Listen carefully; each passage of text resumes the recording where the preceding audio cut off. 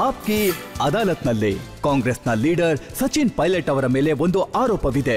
ನೀವು ನಿಮ್ಮ ಸ್ನೇಹಿತರೊಂದಿಗೆ ಉತ್ತಮವಾದ ಸಂಬಂಧವನ್ನ ಹೊಂದಿಲ್ಲವೆಂಬುದು. ಸಚಿನ್, ನಿಮಗೋಸ್ಕರ ಒಂದು ಫೋಟೋನ ತೋರಿಸೋದಕ್ಕೆ ಇಷ್ಟಪಡ್ತೀನಿ. ಈ ಫೋಟೋದಲ್ಲಿ ನೀವಿದ್ದೀರಾ. ಕಾಂಗ್ರೆಸ್ ಪಾರ್ಟಿಲಿ ಒಂದು ಜಮಾನದಲ್ಲಿ ನಿಮ್ಮ ಫ್ರೆಂಡ್ಸ್ ಆದವರು ಅವರೆಲ್ಲ ಇದ್ದಾರೆ ಇದರಲ್ಲಿ. ಆ ಒಬ್ರು ಫ್ರೆಂಡ್ ಹೇಳ್ತಾರೆ ಸಚಿನ್ ದಡ್ಡ ಆಗಿ ಕಾಂಗ್ರೆಸ್ ಎಲ್ಲ ಉಳ್ಕೊಂಬಿಟ್ಟ, ನಾವೆಲ್ಲ ಬಿಜೆಪಿಗೆ ಹೋಗ್ಬಿಟ್ವಿ ಅಂತ. ಆರ್ಪಿಎನ್ ಸಿಂಗ್, ಮಿಲಿಂದ್ ದೇವ್ರಾ, ಜ್ಯೋತಿರಾಜ್ ಸಿಂಧಿಯಾ, ಹಾಗೆ ಹಿಂದೆ ಮತ್ತೊಂದಷ್ಟು ಜನ. ಪ್ರಾಮಾಣಿಕತೆನ ಪಾರ್ಟಿನಲ್ಲಿ ತಾನೇ ತೋರಿಸ್ಬೇಕು, ಅದನ್ನೇ ಮಾಡ್ತಾ ಇದ್ದೀನಿ. ಅಲ್ಲಿ ಈಗ ಮತ್ತೊಂದು, ಪ್ರತಿ ವ್ಯಕ್ತಿ ಫ್ರೆಂಡ್ ಆಗಿರಬಹುದು, ಬ್ರದರ್ ಆಗಿರಬಹುದು, ಎಲ್ಲರಿಗೂ ಒಂದು ಸ್ವತಂತ್ರ ಇದೆ. ಅವ್ರವ್ರ ಸ್ಟೈಲ್ಗಳಲ್ಲಿ ಎಲ್ಲಾ ಕೆಲಸಗಳನ್ನು ಅವ್ರು ನೋಡ್ತಾ ಇರ್ತಾರೆ. ಯಾರ ಜೊತೆ ಇರಬೇಕು, ಈ ತರ ಸಾವಿರಾರು ಉದಾಹರಣೆಗಳಿದೆ. ಕೆಲವರು ಪಾರ್ಟಿನ ಬಿಟ್ಟು ಹೋಗ್ತಾರೆ, ಕೆಲವರು ಒಳಗಡೆ ಬರ್ತಾರೆ. ಅದೆಲ್ಲ ಅವ್ರವ್ರ ಇಷ್ಟ. ಅದಕ್ಕೆಲ್ಲ ಕಾಲನೇ ಉತ್ತರ ಕೊಡುತ್ತೆ. ಯಾರ ನಿರ್ಧಾರ ಸರಿ ಅಂತ ಅದು ಉತ್ತರ ಕೊಡುತ್ತೆ. ಆದ್ರೆ ಕೊನೆಯಲ್ಲಿ ಯಾರು ಜಡ್ಜ್ ಆಗಿರ್ತಾರೋ, ಅಂದ್ರೆ ಕೊನೆಯಲ್ಲಿ ಪ್ರಜೆಗಳೇ ಜಡ್ಜ್. ನೀವು ರೈಟಾ ರಾಂಗಾ ಅಂತೇಳಿ ಪಬ್ಲಿಕ್ ನಿರ್ಧಾರ ಮಾಡ್ತಾರೆ. ಇದು ಮೊದಲನೇ ವಿಚಾರ. ಎರಡನೇದು, ನಾನು ನಿಮ್ಮ ಮಾತನ್ನ ಅಪೋಸ್ ಮಾಡ್ತೀನಿ. ನೀವು 4-5 ಫೋಟೋ ತೋರಿಸ್ಬಿಟ್ಟು ನನ್ನನ್ನ ಕೇಳ್ತೀರಾ, ಇವರೆಲ್ಲ ಕಾಂಗ್ರೆಸ್ ಪಾರ್ಟಿ ಬಿಟ್ಟು ಹೋದ್ರು ಅಂತ ನನ್ನ ಹತ್ರ ಕೇಳ್ತೀರಾ. ಆದ್ರೆ ಯಾವಾಗ Kapil CIBIL sir, Ghulam Nabi Azad sir, captain Amarinder Singh party ಬಿಡುವಾಗ ಆ ಸೀನಿಯರ್ಗಳ ಹತ್ರ ನೀವು ಒಂದು ಪ್ರಶ್ನೆನೂ ಕೇಳಲಿಲ್ವಲ್ಲ. ಅದು ಗುಲಾಂ ನಬಿ ಆಜಾದ್ ಅವ್ರನ್ನ ಇದೇ ಕಾರ್ಯಕ್ರಮಕ್ಕೆ ನಾವು ಕರೆಸಿದ್ವಿ. ನೀವು ಕೂತಿರುವಂತ ಜಾಗದಲ್ಲಿ ಅವರು ಕೂತ್ಕೊಂಡಿದ್ರು. ನಾನು ಅವ್ರಿಗೆ ಪ್ರಶ್ನೆ ಹಾಕ್ದೆ. ಅವ್ರದ್ದು ಕೊಟ್ಟ ಉತ್ತರ ಏನು ಅಂತಂದ್ರೆ, ನನಗೆ ಪ್ರೆಷರ್ ಬರ್ತಾ ಇತ್ತು 24 ಗಂಟೆಯಲ್ಲಿ ಮೋದಿನ ಕೆಳಗಿಳಿಸ್ಬೇಕು ಅಂತ. ಯಾವ ವ್ಯಕ್ತಿ ಪಾರ್ಟಿನ ಬಿಡ್ತಾರೋ ಅವರು ಅವ್ರನ್ನ ಸಮರ್ಥನೆ ಮಾಡ್ಕೊಳ್ಳೋದಕ್ಕೆ ಏನಾದ್ರೂ ಒಂದು ಹೇಳ್ತಾರೆ, ಅದಷ್ಟೇ. ಇದೇ ಮಾತನ್ನೇ ಮಿಲಿಂದ್ ದೇವ್ರಾವ್ ಕೂಡ ಹೇಳಿದ್ರು. ಏನು ಅಂತಂದ್ರೆ, ಪ್ರತಿ ಸಲ ಮೋದಿನ ಇಳಿಸ್ಬೇಕು ಅಂತ ಹೇಳ್ತಾ ಇದ್ರು. ಮಿಲಿಂದ್ ದೇವ್ರಾವ್ ಅವರು ಮೋದಿ ಅವರೇ ಹೇಳಿದ್ರು ಕಾಂಗ್ರೆಸ್ ಒಳ್ಳೆ ಪಾರ್ಟಿ ಅಂತ, ಆದ್ರೂ ಹೀಗೆ ಮಾಡ್ಬೇಕಂತ ನನ್ನ ಕೇಳಿದ್ರು. ಇಲ್ಲ, ನಾನು ಹೇಳ್ದೆ ಅಲ್ಲ, ಯಾರು ಏನಾದ್ರೂ ಒಂದು ನಿರ್ಧಾರ ತಗೊಂಡ್ರೆ ಅದಕ್ಕೆ ಬದ್ಧವಾಗಿ ಏನಾದ್ರೂ ಒಂದು ಕಾರಣ ಹೇಳ್ತಾರೆ. ನನಗೆ ಯಾವತ್ತೂ ಯಾವ ಇನ್ಸ್ಟ್ರಕ್ಷನ್ ಕೂಡ ಎಲ್ಲಿಂದನೂ ಬಂದಿಲ್ಲ. ಆದ್ರೆ ಅಪೋಸಿಷನ್ ವ್ಯಕ್ತಿಗಳಿಗೆ ನೀವು ಈ ತರದ ಮಾತುಗಳನ್ನ ಹೇಳಲೇಬೇಕು. ಜನರ ಏಳಿಗೆಗೋಸ್ಕರ, ದೇಶದ ಏಳಿಗೆಗೋಸ್ಕರ ನಾವೇನಾದ್ರೂ ಮಾತಾಡ್ಬೇಕು ಅಂತಂದ್ರೆ ಅದನ್ನ ಪಾರ್ಲಿಮೆಂಟ್ ಅಲ್ಲಿ ಮಾತ್ರ ಮಾತಾಡೋದಕ್ಕೆ ಸಾಧ್ಯ.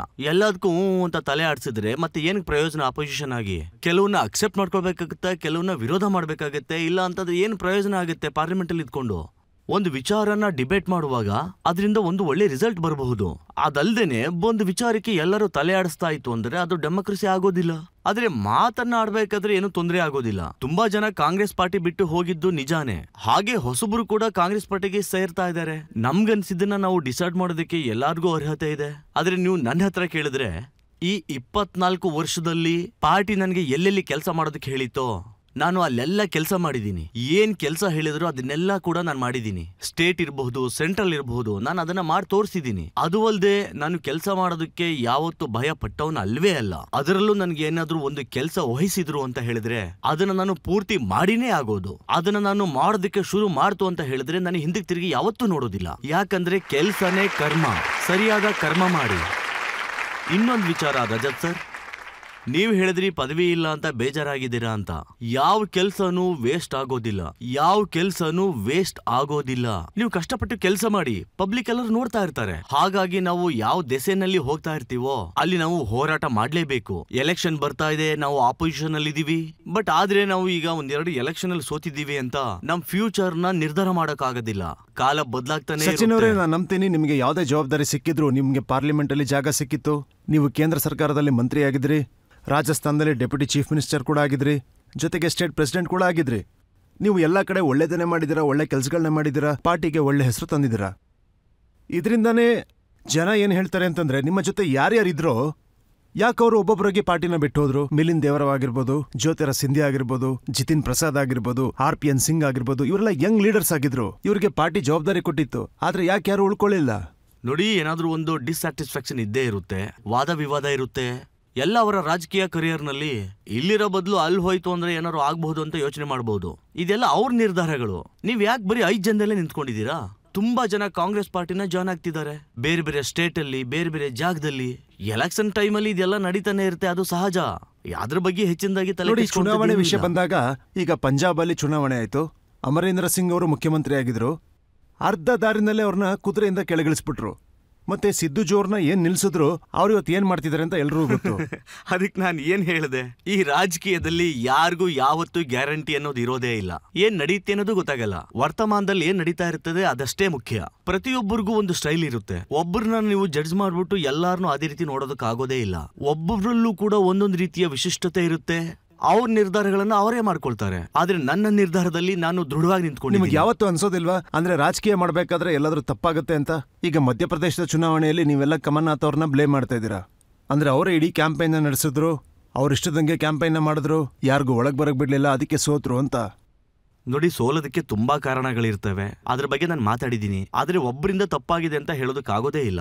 ಒಬ್ಬರಿಂದಲೇ ಗೆಲ್ಲೋದಕ್ಕೂ ಸಾಧ್ಯ ಇಲ್ಲ, ಹಾಗೆ ಸೋಲೋದಕ್ಕೂ ಸಾಧ್ಯ ಇಲ್ಲ. ಸಾಮೂಹಿಕ ನಾಯಕತ್ವ ಬೇಕು. ಜೊತೆ ಸೇರ್ಕೊಂಡು ಹೋರಾಟ ಮಾಡ್ತೀವಿ. ಗೆದ್ರೆ ಎಲ್ಲರೂ ಗೆಲ್ತೀವಿ, ಸೋತ್ರೆ ಎಲ್ಲರೂ ಸೋಲ್ತೀವಿ.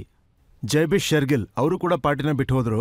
ಅವ್ರು ಹೇಳಿದ್ದು, ನಮ್ಮ ಪ್ರಾಬ್ಲಮ್ ಕಾಂಗ್ರೆಸ್ ಪಾರ್ಟಿಲಿ ಜನರಲ್ ಅಂತ ಯಾರಿದ್ರೋ ಅಂದ್ರೆ ರಾಹುಲ್ ಗಾಂಧಿ ಅವರು ಅವರ ಸೇನೆ ಮೇಲೆನೆ ದಾಳಿ ಮಾಡ್ತಾರೆ ಅಂತ. ತಪ್ಪೋದು. ಇಲ್ಲಿ ನೋಡಿ, ರಾಹುಲ್ ಗಾಂಧಿ ಬಗ್ಗೆ ಯಾರು ಏನ್ ಬೇಕಾದ್ರೂ ಮಾತಾಡಬಹುದು. 20 ವರ್ಷಗಳಿಂದ ಅವ್ರ ಬಗ್ಗೆ ನನಗೆ ಚೆನ್ನಾಗಿ ಗೊತ್ತಿದೆ. ಅವರು ಯಾವಾಗ್ಲೂ ತುಂಬಾ ಯಂಗ್ಸ್ಟರ್ಸ್ಗೆ ಚಾನ್ಸ್ ಕೊಡ್ತಾರೆ. ನೀವು ಯಾರ ಬಗ್ಗೆ ಹೇಳ್ತಾ ಇದ್ದೀರಾ ಅವರೇ ಪ್ರಾಬ್ಲಮ್. ಹಾಗೆ ಹೇಳಕ್ ಹೋದ್ರೆ ನಮ್ಮ ದೇಶದಲ್ಲಿ ತುಂಬಾ ಯಂಗ್ಸ್ಟರ್ಸ್ ಇದ್ದಾರೆ, ಲೀಡರ್ಸ್ ಆಗಿದ್ದಾರೆ, ಊರಿನ ಮುಖಂಡರಾಗಿದ್ದಾರೆ. ಅವ್ರಗಳ ಬಗ್ಗೆ ನಿಮ್ಗೆ ಗೊತ್ತಿದೆಯೇ ಇಲ್ವೋ?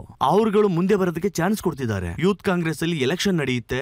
ಯಾರಿಗೆಲ್ಲ ಎಲೆಕ್ಷನ್ ಬಗ್ಗೆ ಅನುಭವನೇ ಇಲ್ವೋ ಅಂತವ್ರಿಗೂ ಕೂಡ ಮುಂದೆ ಬರೋದಕ್ಕೆ ಚಾನ್ಸ್ ಕೊಡ್ತಾರೆ. ನಾವು ಆಪೋಸಿಷನ್ ಅಲ್ಲಿ ಇದೀವಿ, ಎಲೆಕ್ಷನ್ ಅಲ್ಲಿ ನಾವು ಗೆದ್ದಿಲ್ಲ, ಆಗ ಅಪವಾದ ಮಾಡೋದು ತುಂಬಾ ಈಸಿ. ಒಂದ್ಸಲ ನಾವು ಕೂಡ ರೂಲಿಂಗ್ ಪಾರ್ಟಿಲಿ ಇದ್ವಿ, ನಾವು ಮಾಡಿದೆಲ್ಲ ಚೆನ್ನಾಗಿ ಗೊತ್ತಾಗ್ತಾ ಇತ್ತು. ಸಮಯದ ಜೊತೆ ವ್ಯಕ್ತಿ ಬದಲಾಯಿಸಬೇಕಾಗಿಲ್ಲ, ಪರಿಸ್ಥಿತಿಗಳು ಬದಲಾಗ್ತಿರುತ್ತೆ. ಆದ್ರೆ ನೀನು ನಿಜವಾದ ದಾರಿನಲ್ಲಿ ಹೋಗ್ಬೇಕಷ್ಟೇ. ಮನ್ಸಲ್ಲಿ ಏನಾದ್ರೂ ಇದ್ರೆ ಅದನ್ನ ಹೇಳ್ಬೇಕು. ನನ್ಗಿಲ್ಲಿ ಇರೋದಕ್ಕೆ ಆಗ್ತಾ ಇಲ್ಲ, ಅಲ್ಲಿ ನನ್ಗೆ ಒಳ್ಳೆ ಆಫರ್ ಸಿಗ್ತಾ ಇದೆ, ಅದನ್ನ ನೇರವಾಗಿ ಹೇಳಿ. ಆದ್ರೆ ಲೀಡರ್ನ ಬೈದು ಹೋಗ್ತಾರಲ್ಲ, ಅದು ದೊಡ್ಡ ತಪ್ಪು. ಸ್ವಲ್ಪ ವರ್ಷಗಳ ಹಿಂದೆ ನೀವು 21 MLAಗಳು ಬಂದಿದ್ರು ಅಂತ ಹೇಳಿದ್ರಿ. 2018ರಲ್ಲಿ ನೀವು ಪಾರ್ಟಿಗೆ ಸ್ಟೇ ಅನ್ನ ತಂದ್ರಿ. ಈಗ ನಾವು 8 ವರ್ಷಗಳ ಹಿಂದೆ ಹೋಗಿ ನೋಡಿದ್ರೆ ಪ್ರತಿಯೊಂದು ರಾಜ್ಯದ ಪಕ್ಷದ ಇದೇ ಒಂದು ಚರ್ಚೆಯಾಗಿದೆ, ಅದು ಕೂಡ ರಾಜಸ್ಥಾನ ಸರ್ಕಾರದ್ದು. ಸ್ವಲ್ಪ ವರ್ಷಗಳಿಂದ ನಾವು ನಿಮ್ಮನ್ನ ತುಂಬಾ ಜಾಗದಲ್ಲಿ ನೋಡಿದೀವಿ.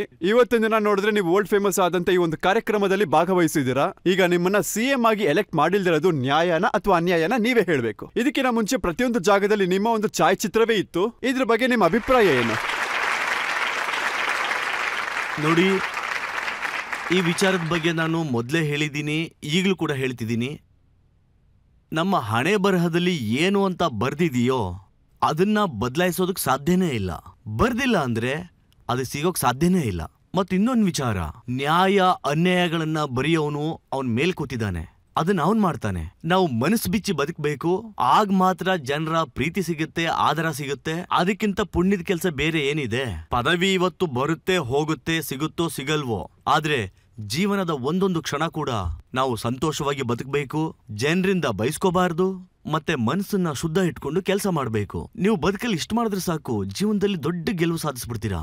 ಮತ್ತೆ ಪದವಿ ಪೋಸ್ಟ್ ಬಗ್ಗೆ ನೀವ್ ಹೇಳ್ತಾ ಇದ್ದೀರಿ ಪದವಿ ಅಂತ. ಎಷ್ಟು ಜನ ಇದ್ದಾರೆ ಗೊತ್ತಾ? ದೊಡ್ಡ ದೊಡ್ಡ ಪದವಿನಲ್ಲಿರ್ತಾರೆ, ಯಾರು ಅವ್ರನ್ನ ನೋಡೋದೇ ಇಲ್ಲ, ಹೆಸರು ಕೂಡ ಜ್ಞಾಪಕ ಇರಲ್ಲ. ಈ ವಿಚಾರದಲ್ಲಿ ದೇವ್ರಿಗೆ ಥ್ಯಾಂಕ್ಸ್ ಹೇಳ್ಬೇಕು. ನಾನು ಎಲ್ಲೇ ಹೋದ್ರೂ ಕೂಡ ಜನ ಆಶೀರ್ವಾದ ಮಾಡ್ತಾರೆ, ಒಳ್ಳೆ ಒಡನಾಟ ಇಟ್ಕೊಂಡಿದೀನಿ. ಅದು ಬಂದು ನನಗೆ ತುಂಬಾ ಉತ್ಸಾಹ ತುಂಬುತ್ತೆ ಎಲ್ಲರ ಜೊತೆ ಕೆಲಸ ಮಾಡೋದಕ್ಕೆ. ಸರ್, ಕಷ್ಟಪಟ್ಟಿದ್ ನೀವು, ಹೆಸರು ತಗೊಂಡಿದ್ದು ಬೇರೆಯವರು. ಆತರ ಏನೂ ಇಲ್ಲ, ಎಲ್ರು ಕೂಡ ಕೆಲಸ ಮಾಡ್ತಾರೆ. ಏನಾದ್ರೂ ನನ್ಗೆ ದೊಡ್ಡ ಪದವಿ ಏನಾದ್ರೂ ಕಾಯ್ಕೊಂಡಿದೆ ಏನೋ ಯಾರಿಗ್ ಗೊತ್ತು. ಸರಿ, ನೀವು ಕೇಳಿ. ಸರ್, ನಿಮ್ಮ ಇಂಟರ್ನೆಟ್ನಲ್ಲಿ ಒಂದು ವಿಡಿಯೋ ಇದೆ. 51 ಮೀಟರ್ ಉದ್ದ ಇರುವ ಬಟ್ಟೆಯ ಪೇಟನ ನೀವು ಕೇವಲ 2 ನಿಮಿಷದಲ್ಲಿ ಕಟ್ಕೊಂಡಿದ್ರಿ. ಮತ್ತೆ ನೀವು ಅದೇ ರೀತಿ ಪೇಟ ಕಟ್ಟಿ ತೋರಿಸ್ತೀರಾ ನಮ್ಗಿಲ್ಲಿ? Please sir.